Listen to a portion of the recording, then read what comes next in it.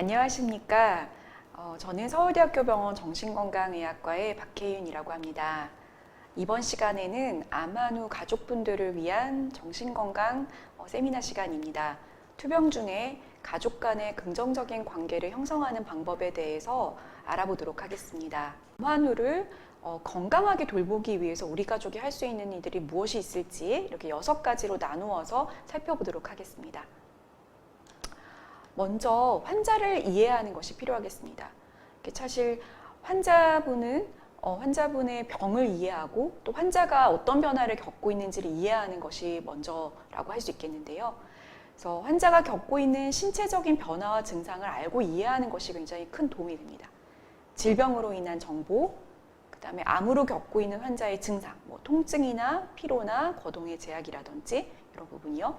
그다음에 돌봄에 대한 정보를 어떻게 도와줄 수 있는지, 예를 들면 활동 보조, 비관 관리, 배액관 관리, 위생 관리 이런 부분들이 필요하겠습니다. 그 치료에 따른 어떤 증상들을 이해해서 그거에 대해서 또 적절하게 대처할 수 있도록 하는 공부가 필요합니다. 아마 이거를 잘 이해하기 위해서 지금 혈액암 협회에서 보유하고 있는 여러 동영상들을 틈틈이 보시는 것도 큰 도움이 되리라고 생각을 합니다. 심리적인 변화도 많이 겪고 계시기 때문에 이 부분을 알고 이해하시면 환자가 겪고 있는 변화들을 이해하시는 데 도움이 됩니다. 어떤 환자가 갖고 있는 사기 저하, 그다음에 슬픔과 우울감, 걱정과 불안, 수치심 이런 문제들을 조금 이해하고 이해하시면 도움이 되겠습니다. 두 번째로 이제 나를 이해하는 건데요. 돌봄을 주는 가족 역시 굉장히 힘들 수 있습니다. 사실 여러 돌봄들은 되게 물리적으로도 되게 힘든 스케줄을 소화해야 될 때가 많기 때문에 어려운 신체 증상을 갖고 계신 경우도 굉장히 많습니다. 그래서 피로감, 무기력감, 두통, 가슴 답답함, 소화기 증상, 열감 등 같은 걸 갖고 계시는 경우가 있고요. 이게 굉장히 내가 그냥 보통의 지금 생활로 이어가시기가 어렵다면 조금 더 내 몸을 직접 돌보기 위한 활동들을 시작하시는 것을 좀 권고드리고, 이게 좀 어렵다라면 좀 시간을 내셔서 병원에 상담을 잠깐 짧게 받으시는 것도 도움이 될 수 있습니다. 그리고 가족들도 되게 심리적인 변화를 많이 겪는데요. 불안이나 우울, 죄책감이나 중압감, 혹은 수면 문제, 기억력 문제들을 겪는 경우들도 있습니다. 그래서 이 부분들도 내가 조금 상당히 감당하기가 어려운 정도가 된다면 상담을 받아보시기를 권고를 드리고, 그 정도는 아니지만 조금 상당한 정도의 어려움이 있다. 그렇다면 관심을 기울이시고 여기 혈액암 협회의 자료라든지 아니면 내가 이런 우울감이나 불안이나 불면이 있을 때 도움이 되는 자료들이 굉장히 요즘에 많이 있습니다. 이런 부분들을 보시면서 좀 적극적으로 대처하시는 것이 도움이 되겠습니다. 그 다음에 이제 의사소통하기인데요. 이 의사소통이 사실 가족과는 굉장히 어려운 경우가 많아서 이 부분을 조금 자세히 말씀드리려고 합니다. 의사소통을 좀 가능한 한 힘이 되고 그다음에 좀 효율적으로 진행되시도록 할 수 있는 것이 굉장히 중요합니다. 거기에 제가 3가지를 좀 강조를 드리고 싶은데, 첫 번째가 이제 경청입니다. 이게 사실 저도 정신과 의사이지만 저희 가족과 하기엔 사실 쉽지가 않습니다. 아무래도 가족들 간에 좀 익숙해진 의사소통 방식들이 있습니다. 거기에 경청을 잘 하지 못하거나 쉽게 대답을 하고 마무리를 짓거나 이런 습관들을 가지고 계실 수가 있어요. 그래서 특히 좀 아프거나 힘들어하시는 분과 얘기를 나눌 때는 경청을 하시도록 조금 얘기를 드리고 싶습니다. 경청이라는 게 무엇이냐? 첫 번째는 서로의 경험과 감정을 비판적이지 않은 태도로 듣는 겁니다. 우리 자꾸는 머릿속으로 계속 뭔가 분별을 하고 판단을 많이 하거든요. 근데 그거를 좀 내려놓고 듣는 시간을 갖는 것이 좋습니다. 그리고 이게 굉장히 어렵죠.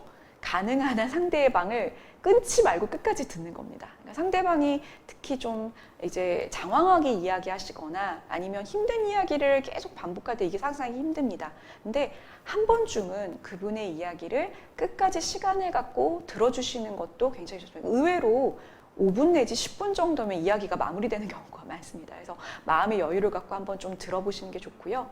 그 다음에 상대방이 내가 도저히 동의할 수 없는 이야기들을 하시는 경우도 있습니다. 병에 대한 비관이라던가 아니면 나에 대한 비난이라던가 이건 상당히 듣기가 어렵습니다. 근데 우리가 한 가지는 동의하지 않더라도 상대방의 말을 끝까지 듣는 건 동의하는 거랑은 좀 다릅니다. 동의하지 않더라도 우리가 상대방의 생각 자체는 그 사람은 지금 그런 생각을 갖고 있구나 라고 생각하면서 존중할 수가 있습니다. 그래서 이러한 마음으로 듣는다면 경청할 수 있을 수가 있습니다. 두 번째는 의사소통 방식에서 자꾸 비난과 자책을 서로 주고받고 있다면 조금 그거는 주의를 해보시기 바랍니다. 사실 비난과 자책은 서로 키우는 경향이 있습니다. 그리고 사실 비난과 자책은 때로는 굉장히 필요할 때도 있습니다. 내가 어떤 조언을 적절하게 하거나 자꾸 뭔가 부정적인 것들이 되풀이되고 있을 때 어떤 좀 이야기를 함으로써 멈출 수 있지만 되게 원색적인 비난이나 자책은 대부분은 도움이 되지 않습니다. 특히 치료 과정이 잘 풀리지 않거나 악화될 때 스스로에게 비난하거나 자책하거나 아니면 우리 가족에서 누가 이걸 조금만 더 했더라면 이런 일이 벌어지지 않았을 텐데 이런 비난과 자책을 하게 되시는 경우가 굉장히 많거든요.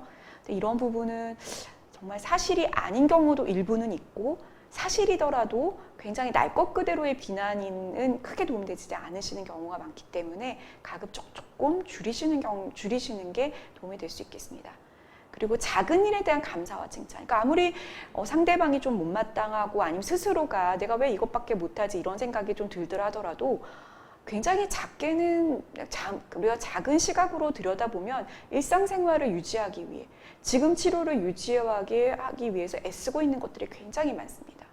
뭐 예를 들면 병원에 규칙적으로 방문을 해서 의사 선생님 만나고 약을 타고 항암 치료를 받고 또 돌아오고 거기에 교통 편의를 누군가가 도와준다던가 그거를 무사히 마치고 돌아온다던가 그게 사실 굉장한 일이거든요. 그런 것들에 대해서 오늘 하루 내가 잘한 거 혹은 내 배우자, 내 자녀가 잘 도와준 거에 대해서 감사와 칭찬을 조금 해주시는 것을 놓치지 않으면 참 좋을 것 같습니다. 왜냐하면 감사와 칭찬은 언제나 강력한 보약입니다. 그리고 스스로에게도 되게 강력한 보약이고 뿌듯함과 보람은 선순환을 일으키는 경우가 굉장히 많거든요. 그래서 이 부분을 꼭 챙겨주시면 굉장히 효율적인 의사소통을 하는 기본이 될 수 있겠습니다. 두 번째는 조금 아셨으면 하는 게 소통의 목적에 따른 의사소통입니다. 의사소통이 우리가 할 때 목적이 조금씩 다릅니다. 근데 이게 혼재되면서 잘 의사소통이 이루어지지 않는 경우가 많은데 크게 제가 두 가지로 나누어 보았습니다. 하나는 이해와 정서적 교감을 위한 소통입니다. 이거는 어떤 문제를 해결하는 거 아닙니다. 지금 당장에는요. 근데 상대방의 입장과 생각과 감정을 이해하기 위한 거거든요. 이해만 하면은 의사소통의 목적이 달성된 겁니다. 그래서 상대방이 경험한 것, 특히 감정적인 게 많은데요. 그걸 이해하고 지지해 주는 겁니다. 이때는 해결책을 제시하지 않아도 됩니다. 그러니까 어떤 사람은 내가 이렇게 힘들었다라는 걸 알아주기를 바라면서 얘기를 하는데 상대방은 이걸 듣고서 어떻게 해결해 줘야 되지? 이걸 막 하는데 해결책이 막상 떠오르지가 않는 거예요. 그래서 섣부른 해결책을 제시하다가 서로 이해 못했다고 생각되면서 끝나는 경우가 있거든요. 그래서 이 목적 1에 해당된다면 해결책을 제시하지 않아도 되고 느긋한 마음으로 그냥 그랬구나. 정말 힘들었겠네 오늘. 다음에는 안 그랬으면 좋겠다. 이건 정도만 해주셔도 충분합니다. 두 번째로는 이게 만약에 문제 해결을 위한 의사소통이다. 그럴 때는 조금 더 문제 해결에 초점을 맞추는 게 좋습니다. 그럼 정서적인 이해는 조금 더 이제 그 시간은 조금 짧게 가지시고 여기에 초점을 맞는데 이때는 조금 명확하게 되는 게 논의해야 될 문제를 명료하게 하는 겁니다. 우리가 당면한 문제 너무 많습니다. 환자분의 어려움, 내가 당면한 어려움, 잠자리 어려움, 치료의 어려움 여러 가지가 있는데 오늘 내가 지금 의사소통으로 하려고 하는 논의를 가능한 구체적으로 했으면 좋겠습니다. 이번에 치료를 가야 되는데 지난번 치료가 너무 어려워서 누군가가 동행을 하는 게 필요하다. 그러면 그 치료의 동행을 누군가 할까지를 문한 거죠. 그 지난번에 내가 치료 누가 동행하지 못해서 섭섭했던 이야기와 혹은 그거 하는 게 너무 어렵고 누군가를 구하는 게 너무 어렵고 이런 이야기들을 다 한꺼번에 다루기 어렵습니다. 그래서 그 부분에 조금 초점을 맞춰서 서로가 갖고 있는 생각 그리고 아무개 가면 좋겠다, 배우자가 하면 좋겠다, 자녀가 하면 좋겠다, 아니면 친척 누군가를 부르면 좋겠다 이런 게 있을 거겠죠. 그럼 그에 따른 장단점 그리고 우선순위, 뭐가 제일 가능하고 이거 하는 게 제일 먼저 가능할 법하고 이건 걸 우선순위를 짜보는 겁니다. 그래서 현재 가능한 해결 방법을 선택해서 이제 시도를 하는 거죠. 그리고 이렇게 이번에는 배우자가 한번 해보고 그 다음에 다시 한번 이게 괜찮은지 한번 논의를 해보자. 이렇게 해서 열린 결말을 해놓으면 문제 해결을 하는 의사소통이 훨씬 더 효율적으로 되고 그다음에 감정적인 에너지 소모가 줄어들면서 조금 더 선순환을 겪는 방법이 될 수가 있겠습니다. 그래서 너무 한꺼번에 많은 문제를 다루도록 하지 마시고, 그 다음에 한 사람의 방법만이 옳은 것이 아니기 때문에 여러 가지를 한꺼번에 놓고 거기서 하나하나 우선순위를 전해가서 적용하는 방식으로 하면은 조금 더 쉽게 해결점을 찾을 수가 있습니다. 그 다음에 세 번째로 의사소통에 대해서 말씀드리고 싶은 점은 병에 관해서 자주 명료하게 이야기를 나누시라는 겁니다. 환자의 관점을 좀 자주 들을 것을 청합니다. 아무래도 병투병에서는 주인공은 환자분입니다. 그런데 병원에서도 가족 간의 소통에서도 환자분의 관점이 조금 반영이 안 되는 경우도 좀 있습니다. 물론 환자분이 아주 주도적으로 잘 하시는 가족분들도 계시지만 그렇지 못한 경우가 많거든요. 특히 환자분이 조금 내성적이시거나 말씀을 아끼시거나 아니면 환자분이 조금 더 쇠약해져 갈수록 이런 경향이 많습니다.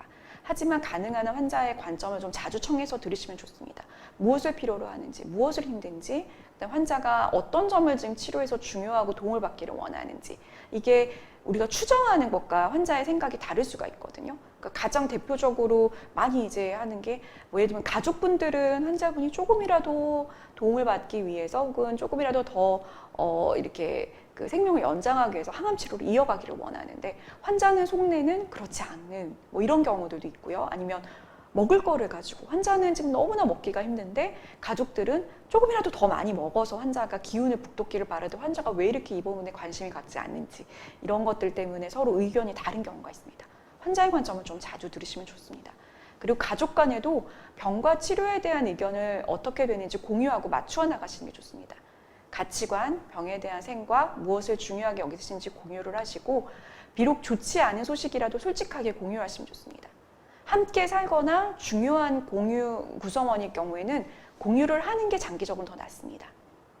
물론 이제 가깝지 않은 친척이라든지 자주 만나지 않은 가족에 대해서는 좀 다릅니다. 그래서 어린아이거나 아니면 조금 한 분이 병약해 보인다고 하실 경우에는 그들의 눈높이에 맞추어 전진적 개방적으로 공유를 해나가시면서 정서적 지지를 해드리면은 충분히 나눌 수 있습니다. 마지막으로 제가 조금 예시를 어려운 의사소통에 대한 예시를 하나 들 텐데요. 인지 저하가 있는 가족과 대화를 할 때에는 예를 들어 조금 기억력 저하나 약간 초기 치매 단계이다 이러실 때는 현재 존재하는 한계를 좀 인정하고 수용하는 게 필요합니다. 이 인지 저하는 그냥 객관적인 한계이기 때문에 환자가 애를 쓰고 가족분들이 많은 애를 쓴다고 해도 극복이 되지 않는 한계가 있을 수가 있습니다. 그 한계를 좀 인정하고 수용하는 게 필요하고요. 그다음에 많은 정보를 한꺼번에 다루려고 하지 않는 게 필요합니다. 그리고 환자의 눈높이에 맞추어 설명하고 가급적인 환자가 받아들일 수 있는 편안한 방법으로 반복적으로 좀 되새겨주는 게 필요합니다. 그리고 불안하고 우울한 가족과 대화를 하실 때가 있습니다. 굉장히 어려운데요. 이때 조금 이해를 하셔야 되는 게 환자의 정서 상태에 따라 환자가 타인과 세상을 바라보는 관점이 굉장히 달라집니다. 그래서 기분 상태가 굉장히 안 좋을 때는 굉장히 비관적이시지만 그렇지 않을 때는 좀 달라지십니다. 그리고 그 정서 상태에 따라 이야기를 하고 도와주는 가족 자체도 굉장히 영향을 받습니다. 그래서 환자의 기분을 인정은 하지만 그것에 따라서 의사결정이나 나의 기분 상태가 너무 좌지우지하지 되지 않도록 조금 스스로도 안정감을 찾고 또 환자에게도 안정감을 제공해 주는 것이 굉장히 좋습니다. 그리고 기분 전환을 위한 활동을 많이 권유하시잖아요. 근데 이게 환자가 우울하기 때문에 쉽게 실패를 합니다. 잘 못하시는 경우가 많습니다. 근데 이때 되게 비난과 자책의 선순환을 겪는 경우가 많거든요. 지키지 못하더라도 비난하실 필요가 전혀 없습니다. 그냥 그 다음날 또 다시 가볍게 권유하시면 됩니다. 그런 권유하시는 분이 있는 게 훨씬 환자분들께는 또 힘이 되는 거거든요. 잘 회복되지 않을 경우에는 외부의 도움을 구하는 게 더 나을 수 있습니다. 그 다음에 함께하기입니다. 중요한 거는 무엇을 꼭 많이 해주느냐 보다는 일단 큰 전제는 함께 존재하고 있는 겁니다. 그래서 가족의 존재 자체가 큰 힘이 되고 있다는 걸 좀 믿고 서로의 일상의 활동을 좀 같이 스스로 이렇게 해보시고요. 식사나 산책이나 운동 같은 거 서로에게 해주고 싶은 활동 함께 하고요. 만약에 조금 특별한 걸 해주고 싶다 그러면 작은 선물이나 편지 쓰기 같은 아주 작은 것들을 조금 하는 것을 좋습니다. 그리고 암을 경험하더라도 나의 삶은 여전히 가치 있고 중요하다라는 점에서 서로 지지해 주시면 좋겠습니다. 그리고 돌보시는 가족 스스로도 나만의 시간을 가져서 자꾸 스스로를 돌보시는 시간을 가집시오. 건강을 유지하시려고 조금 노력하시고, 나도 정서적으로 고갈될 수 있기 때문에 지지를 얻기 위해서 휴식하고 친구들을 만나고 정서적이나 영적으로 충전되는 시간을 갖고 또 스스로에게 조금 관대해지시고 이런 것들을 좀 권해드립니다. 그리고 나의 미래를 위한, 지금 당장의 돌봄 때문에 실천하시지 못하더라도 미래를 위한 계획을 좀 잘 세우시기를 바랍니다. 다음으로 자원 찾기에 대해 말씀드리겠습니다. 이거는 암 환자분들을 돕는다는 거는 가족 전체에게도 큰 도전이라는 제가 말씀을 드렸습니다. 자원이 많으면 많을수록 조금 더 안정되고 편안하게 가실 수가 있습니다. 그래서 가족 내, 가족 외의 자원을 좀 찾고 미리미리 조금 알아두시는 것이 좋습니다.